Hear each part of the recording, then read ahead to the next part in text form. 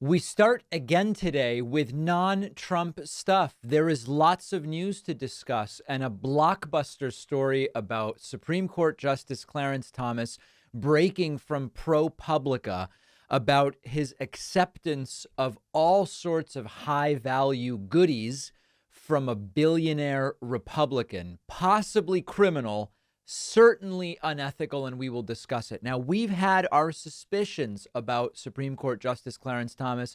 Not only did his tenure on the Supreme Court start under this cloud of allegation of sexual harassment, we also have seen this unbelievable story in which he was presiding and potentially presiding over cases related to the 2020 election, as we knew that his wife, Ginny Thomas, was an activist for the Biden stole it crowd that was all wrapped up and tied in with the rioters of January 6, 2021.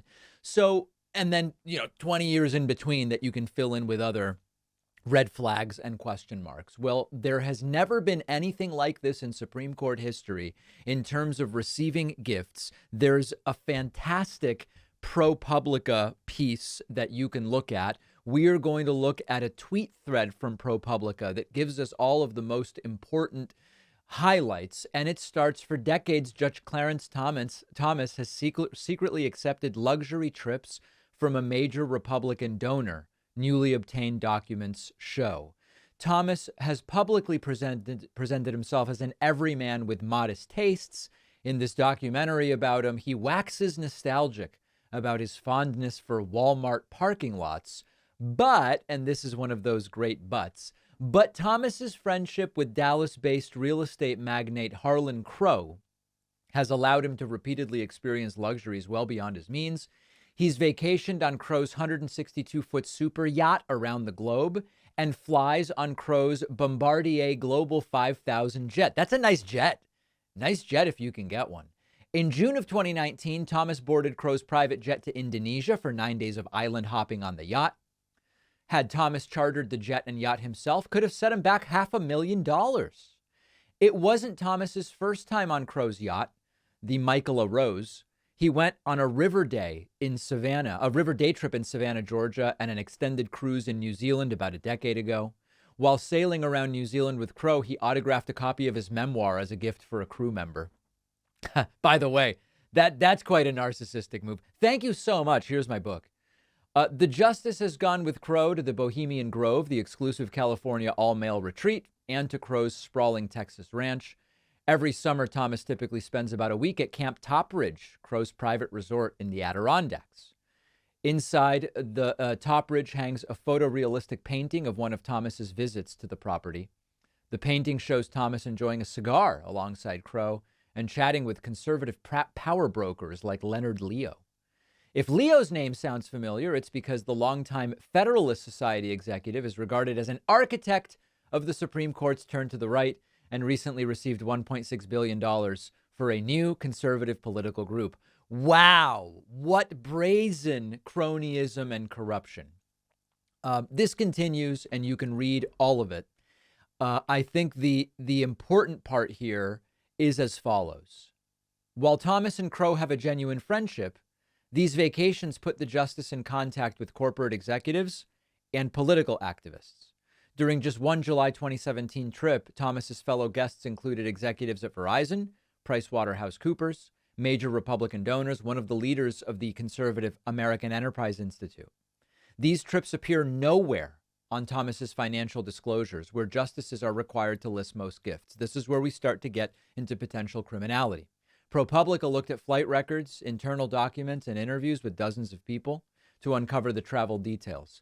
The failure to report the flights appears to violate a federal disclosure law passed after Watergate.